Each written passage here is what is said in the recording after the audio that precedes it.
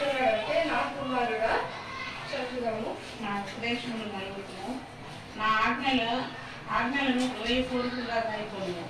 అవి దీర్ఘాయువును సుఖజీవంతో గల సంవత్సరములను శాంతిని నీకు కలగజేయను. దయను సత్యమును ఎన్నడము నిన్ను విడిచిపోనీయకుము. వాటిని కంఠభూషణంగా ధరించుకును. ఇక్కడ మరి దేవుని ఇక్కడ ఈ తండ్రి ఏం చెప్తుందంటే, నా కుమారుడా నీవు దేవుని ఆజ్ఞలు, దేవుని యొక్క మాటలను ఎల్లప్పుడూ నువ్వు వాటిని నీ హృదయంలో ఉంచుకో అని ఇక్కడ ఒక తండ్రి ఒక కుమారుడికి చెప్తున్నట్టు మనము చూస్తున్నాం. మరి ప్రతి ఒక్క తల్లిదండ్రులు పిల్లలకి ఇచ్చే బహుమానం ఏంటంటే వారిని మంచిగా పెంచవచ్చు. చాలా వాళ్ళ లైఫ్ లో మనం చాలా ఇన్వెస్ట్ చేయొచ్చు, చాలా వారి కోసం చాలా కేర్ తీసుకోవచ్చు. వాళ్ళ హెల్త్ పరంగా, ఎడ్యుకేషన్ గా, అన్ని విధాలుగా వారికి సమృద్ధిగా వాళ్ళు చూసుకోవాలని ఆశపడతాం. కానీ అన్నిటికన్నా ముఖ్యంగా మనము ఏం చేయాలంటే పిల్లల్లో దేవుని యందు భయము, దేవుని యొక్క ఆజ్ఞలో, దేవుని మాటలు వారు హృదయంలో ఉంచుకునే బిడ్డలుగా వాళ్ళు ఎదిగేలాగా మనం బాధ్యత తీసుకోవాలని మరి ఈ మాటల నుంచి మనము నేర్చుకోవచ్చు. అప్పుడు మరి దేవుని మాటలు ఎలాంటివంటే, దేవుని మాటలు జ్ఞానంతో ఇక్కడ ఈ సామెతలన్నింటిలో చూస్తే ఈ జ్ఞానం గురించి ఎక్కువగా సామెతల్లో మనం చూస్తాం. ఆ జ్ఞానం ఏమై ఉందంటే దేవుని యొక్క మాటలు, దేవుని యొక్క కట్టడలు, దేవుని యొక్క ఆజ్ఞలు ఏమైతే దేవుడు మన మంచి కొరకు ఇచ్చాడో అవే జ్ఞానముగా ఉన్నాయి. సో ఈ జ్ఞానాన్ని మన పిల్లలతో వాళ్ళు కూడా కలిగి ఉండాలి. వాళ్ళు కూడా దేవుని యొక్క జ్ఞానంలో పెరగాలి. దేవుని మాటల్ని వాళ్ళ హృదయంలో ఉంచుకుంటే ఏమవుతుందంట, ఇక్కడ దీర్ఘకాలమైన జీవితము, సుఖమైన జీవితము, సమాధానముతో అలానే సంతోషంతో ఉండే జీవితాన్ని మరి పొందుకుంటారని చూస్తాం. మరి అలానే చూస్తే ఇంకా 3వ అధ్యాయంలో ఏముంది, దయను సత్యమును ఎన్నడూ నిన్ను విడిచిపోనీయము, వాటిని కంఠభూషణంగా ధరించుకోను. దయను సత్యమును ఎన్నడూ విడిచిపెట్టకు అని ఈ తండ్రి మరి కుమారుడికి చెప్తున్నాడు. దయ అంటే దేవుని యొక్క ప్రేమతో కూడిన కృపను ఎల్లప్పుడూ తన జీవితంలో ఉంచుకో. అలానే దేవుని పట్ల సత్యమును, ప్రేమ, సత్యము, దయ, సత్యమునని చెప్తున్నాడు. ఇవి నీ హృదయంలో ఉంచుకో. అలానే నీ ఒక ఇవన్నీ ఎలా అంటే వారికి ఎంతగా లోతుగా ఉన్నదంటే వారు bind them around your neck అంటే మీరు ఎల్లప్పుడూ వాటిని మీరు జ్ఞాపకం చేసుకునే విధంగా, ఎల్లప్పుడూ మీ చర్యలన్నింటిలో, మీ జీవితం అంతట్లో వాటి ఎల్లప్పుడూ జ్ఞాపకం చేసుకోవాలంటే ఏం చేయాలి, వాటిని బాగా తెలుసుకొని ఉండాలి. వాటిని బాగా తెలుసుకొని ఉండే జీవితము అంటే అనుదినము వాటిని నేర్చుకుంటూ అనుదినము వాటిలో ఎదిగే జీవితాన్ని మరి తండ్రి కుమారుడు కలిగి ఉండాలని కోరుకుంటున్నాడు. అప్పుడు ఏమవుతుందంటే 4వ వచనము అప్పుడు ఇటువంటి జీవితం ఏదైతే ఉందో దేవుని ఆజ్ఞలను పాటిస్తూ, దేవుని ఆజ్ఞలను, దేవుని మాటలను హృదయంలో పెట్టుకొని దాని ప్రకారం జీవిస్తున్నప్పుడు ఆ జీవితం ఏం చేస్తుందంటే దయను ఇంకా మంచి పేరును దేవుని దృష్టిలో, మనుషుల దృష్టిలో అనుగ్రహిస్తాడని దేవుని మాటలు చెప్తున్నాయి. మరి ఇదే మాటలు యేసు ప్రభు జీవితంలో కూడా నెరవేరినట్టు చూస్తాము. లూకా సువార్తలో ఒకసారి చూద్దాము.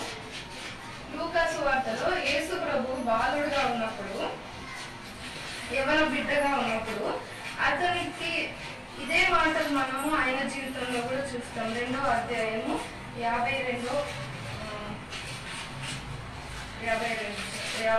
52.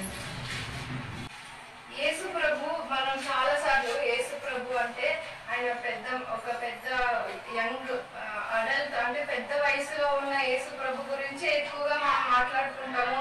యేసు ప్రభు చేసిన సేవ, యేసు ప్రభు చేసిన గొప్ప కార్యాలు, యేసు ప్రభు జీవితాన్ని ఎక్కువ ధ్యానిస్తాం. కానీ చిన్నప్పటి నుంచి యేసు ప్రభు జీవితం చూస్తే ఆయన ఎలా ఉన్నాడు, ఆయన పెద్దల దేవుని యొక్క దయందు, అలానే పెద్దల మనుషుల యొక్క దయందు కూడా ఎదిగినట్టు చూస్తాం. యేసు ప్రభు చిన్నప్పటి నుంచే ఆయన జీవితాన్ని ఒక మాదిరిగా తీసుకోవచ్చు. ఆయన పుట్టుక నుంచి ఆయన మరణించి తిరిగి లేసే వరకు మనిషికి మాదిరికరమైన జీవితము జీవించినట్టు చూస్తాం. మరి ఇక్కడ యేసు ప్రభు ఏం చేస్తున్నారంటే, ఆ యేసు ప్రభు బాలుడుగా యవ్వన బిడ్డగా ఉన్నప్పుడు వారు పండగ, అది పస్కా పండగకి యెరూషలేముకి వచ్చి దేవాలయంలో మరి అక్కడ పండగ అంతా అయిపోయాక మరియు యోసేపు తిరిగి వెళ్ళిపోతున్నారు వాళ్ళ ఊరికి. వెళ్తే వాళ్ళు సగం దారిలో ఏమర్థమైందంటే యేసు ప్రభు లేడంట. యేసు ప్రభు ఉన్నాడా లేదా అని ఆలోచించే అవసరం లేదు, అంటే నా కుమారుడు ఉన్నాడా లేదా అని ఆలోచించే అవసరం లేదు. ఎందుకంటే బంధువులు స్నేహితులు అందరూ ఉన్నారు కాబట్టి వాళ్ళు చూసుకుంటారు. కానీ ఇక్కడ ఏం చూస్తాము, వాళ్ళు వెళ్ళాక ఏమైంది, యేసు ప్రభు లేడనే విషయం తెలుసుకొని మళ్ళీ తిరిగి వచ్చారు. తిరిగి వచ్చి 3 రోజులు ఎత్తికారంట యేసయ్య కోసం. మన బిడ్డలు తప్పిపోతే ఎలా ఉంటది 3 రోజులు కదా. వాళ్ళు కూడా చాలా మరి భయపడి ఉంటారు, అసలు ఏమైపోయింది, అసలే దేవుడిచ్చిన బిడ్డ ఇలా మేము తప్పిపోయాడు అని చెప్పి కంగారు పడి ఉంటారు. కానీ యేసు ప్రభు ఏం చేస్తున్నాడు, ఇక్కడ తప్పిపోయి ఏదైనా మిస్టేక్ పని చేస్తున్నాడు. అసలే బాలుడు, యవ్వన బిడ్డ. యవ్వన పిల్లలు మరి వాళ్ళు తెలిసి చాలా తప్పులు చేస్తూ ఉంటారు, లేదా ఏదో ఒకటి భయపడుతూ ఉంటారు. కానీ యేసు ప్రభు చూస్తే దేవాలయంలో వాళ్ళందరితో శాస్త్రులందరితో కూర్చొని దేవుని మాటలు మాట్లాడుతున్నట్టు చూస్తున్నాం. కాబట్టి యేసు ప్రభు జీవితం చూస్తే చిన్నప్పటి నుంచి ఆయన దేవుని మాటలు, దేవుని ఆజ్ఞలు తన హృదయంలో పెట్టుకొని, మరి మా తల్లిదండ్రులు కూడా మరి ఆ మార్గంలో నడిపిస్తేనే కానీ, అలాంటి ప్రోత్సాహం ఇస్తే గానీ యేసు ప్రభు కూడా అటువంటి స్థితిలో ఉన్నాడంటే వాళ్ళ తల్లిదండ్రుల యొక్క పాత్ర కూడా ఎంతో ఉంది. కానీ యేసు ప్రభు అలా అక్కడ మళ్ళీ దేవుని తన తండ్రి ఇంటిలో నేను ఉన్నాను అన్నట్టు చెప్తాడు. సో తర్వాత చూస్తే మరి యేసు ప్రభు దేవుని దయ, అంశుల దయందు ఎదిగాడన్న మాటలు కూడా చూస్తాం.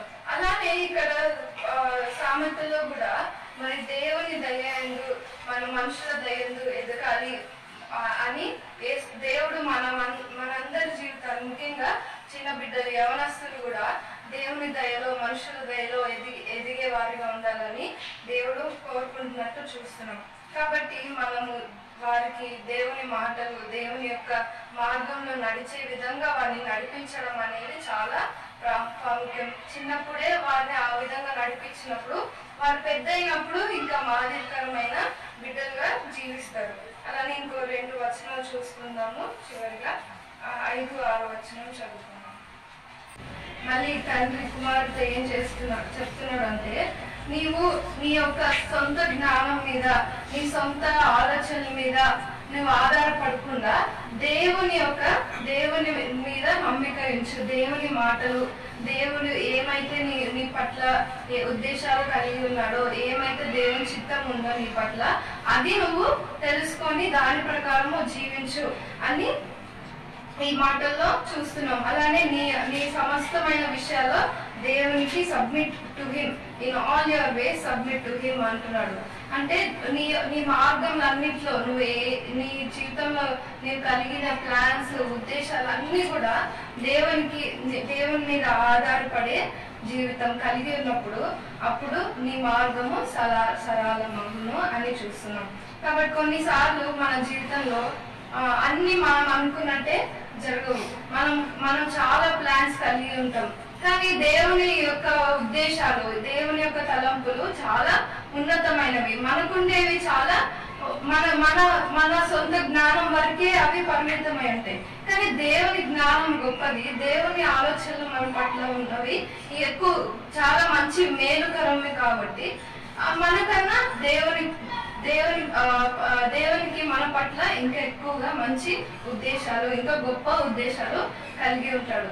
కాబట్టి మనము మన సొంత జ్ఞానం మీద ఆధారపడితే మన జీవితంలో మనము ఫలము చూడలేము. కానీ ఎప్పుడైతే దేవుని జ్ఞానం మీద ఆధారపడి మన జీవితంలో అన్ని దేవునికి సమర్పించుకొని, మన స్టడీస్ అయినా, మన ఫ్యామిలీ థింగ్స్ అయినా, ఇంకేవైనా మన కోరికలు, మనకు కూడా చాలా డ్రీమ్స్, కోరికలు, నేను ఇలా అవ్వాలి, అలా అవ్వాలని, చాలా ఇలా ఉండాలి నా జీవితం అనుకుంటాం. కానీ అవన్నీ కూడా దేవుని దగ్గర తీసుకొచ్చి, దేవా ఇది నీ చిత్తమా కాదా, లేకపోతే దేవా నేను ఈ మార్గంలో వెళ్ళొచ్చా, దేవా నేను నా జీవితంలో ఈ డెసిషన్ తీసుకోవచ్చా, లేకపోతే ఈ పాత్ నేను చూస్ చేసుకోవచ్చా అని ప్రతిదీ దేవుని మీద ఆధారపడితే దేవుడు మనల్ని మెల్లిమెల్లిగా ఆయన చిత్తంలోకి నడిపిస్తాడు, మంచిగా ఆయన నడిపిస్తాడు.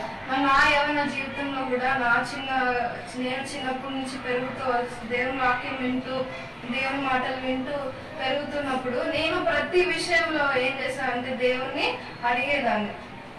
దేవుణ్ణి నేను ఏం డెసిషన్ చేయాలనుకున్నా, నేను ఏది నా జీవితంలో ఏదైనా కోరుకున్నా, ఏదైనా స్టెప్ తీసుకోవాలంటే దేవుని మీద ఆధారపడడం అనేది చిన్నప్పటి నుంచి తల్లిదండ్రులు నేర్పించారు. అలానే నేను కూడా దేవుని మీద ఆధారపడుతూ ఉన్నప్పుడు దేవుడు అది మంచి వేలో నన్ను నడిపించడం అది నా జీవితంలో ఎక్స్పీరియన్స్ అయ్యా. అదే విధంగా మనం కూడా అన్ని విషయాలకి మన జీవితంలో ప్రతిదీ చిన్నదైనా పెద్దదైనా అన్ని దేవుడు మన జీవితంలో ఆయన చాలా ఇంట్రెస్ట్ కలిగి ఉన్నాడు. మన జీవితం పట్ల శ్రద్ధ కలిగిన దేవుడు కాబట్టి ఆయన ఎప్పుడు మనకి మేలుకరంగా మన జీవితాన్ని వర్ధిల్లే జీవితంగా ఉంచే దేవుడు. కాబట్టి మరి కొద్ది మాటలు దేవుని యొక్క ఆజ్ఞలు దేవుని మాటలు మన హృదయంలో భద్రపరుచుకొని అదేవిధంగా మన ప్లాన్స్ మన ఉద్దేశాలు అన్ని దేవునికి అప్పచెప్పుకున్నప్పుడు ఆయన మనకి మంచి జీవితాన్ని మంచి భవిష్యత్తుని అనుగ్రహించేవాడు. అలానే తల్లిదండ్రులమైన వారం కూడా మరి పిల్లల్ని కూడా అటువంటి మార్గంలో మనం నడిపించేవారిగా మంచి దైవిక కుటుంబంగా దేవుడు ఉండాలని మనందరి జీవితాల్లో ఆశపడుతున్నారు. కాబట్టి కొద్ది మాటలు దేవుడు దీవించుకుంటారు.